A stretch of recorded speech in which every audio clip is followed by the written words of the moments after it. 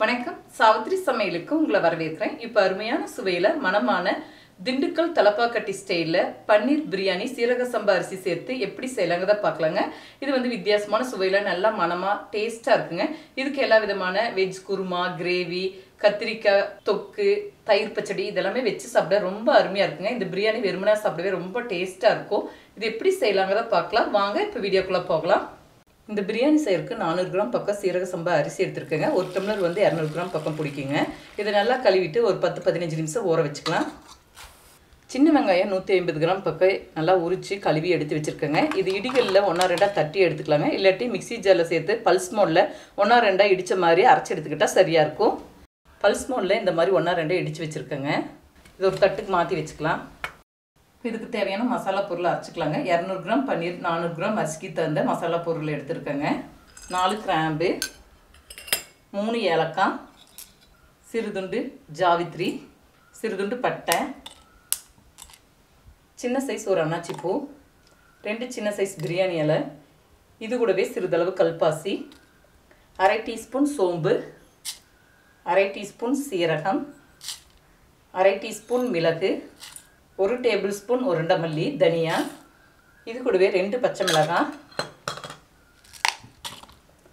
சிறுதுண்டு இஞ்சி, 5-6 பூண்டு பல் சின்ன சின்ன துண்டுகளாக நறுக்கி வச்சுருக்கேங்க.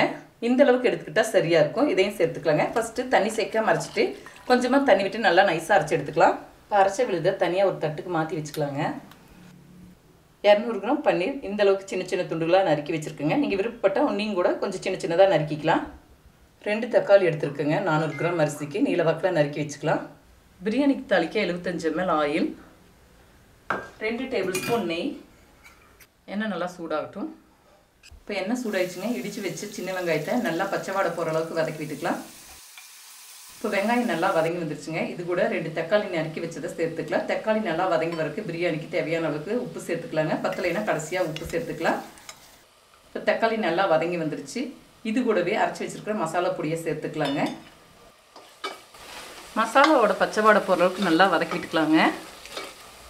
மசாலாவை நல்லா வதக்கி விட்டாச்சு. இது கூட 1 டீஸ்பூன் மிளகாய்த்தூள், பச்சை மிளகாய் அவங்கவுங்க காரத்துக்கு தகுந்த அளவு சேர்த்துக்கலாங்க. இது கூடயே 2 டேபிள் ஸ்பூன் தயிர் எல்லாத்தையும் சேர்த்து நல்லா வதக்கி விட்டாச்சு. இது கூட 1/2 கைப்பிடி புதினாத்தலை, 1/2 கைப்பிடி மல்லித்தலை. இப்போ இதுவும் நல்லா வதங்கி வந்துருச்சுங்க. இப்போ எடுத்து வச்சுருக்கிற பன்னீரை சேர்த்துக்கலாம். நீங்கள் பன்னீர் கொஞ்சமாக நெய் விட்டு தோசைக்கல்லில் வறுத்துன்னு சேர்த்துக்கலாங்க. லேசாக பொன்னிறமாக இந்த மாதிரி வறுக்காமலையும் சேர்த்துக்கலாம். மெதுவாக நல்லா கலந்து விட்டுக்கலாங்க. இப்போ ஊற வச்சுருக்கிற சீரக சம்பா அரிசியை தண்ணி வடிச்சிட்டு சேர்த்துக்கலாம். இந்த தலப்பாக்கட்டி பிரியாணிக்கெல்லாம் சீரக சம்பா அரிசி தாங்க சேர்த்துக்குவாங்க. சீரக சம்பா அரிசி இல்லைன்னா பாஸ்மதி அரிசிலையும் கூட செய்துக்கலாம். 1 டம்ளர் அரிசிக்கு 1.5 டம்ளர் தண்ணிங்க. நான் 2 டம்ளர் அரிசி எடுத்துருக்கிறதுனால 3 டம்ளர் தண்ணி சேர்த்துக்கிறேன். இப்போ நல்லா கலந்துட்டு டேஸ்ட்டு பார்த்துட்டு கொஞ்சம் லேசாக உப்பு கறிக்கிற மாதிரி இருந்தால் பிரியாணிக்கு உப்பு சரியாக இருக்குன்னு அர்த்தங்க. இப்போ குக்கரில் மீடியம் ஹை ஃப்ளேமில் 2 விசில் வச்சுக்கிட்டால் சரியாக இருக்கும். இப்போ 2 விசில் ஏறலாக போயிடுச்சுங்க. ஓப்பன் செய்து பார்த்துக்கலாம். நல்லா அரிசி வெந்து உதிரியாக வந்திருக்குங்க. அதே மாதிரி பன்னீர் பீஸ் கொஞ்சம் பெரிய துண்டுகளாக போட்டனால உடையாமல் நல்லா வந்திருக்கு.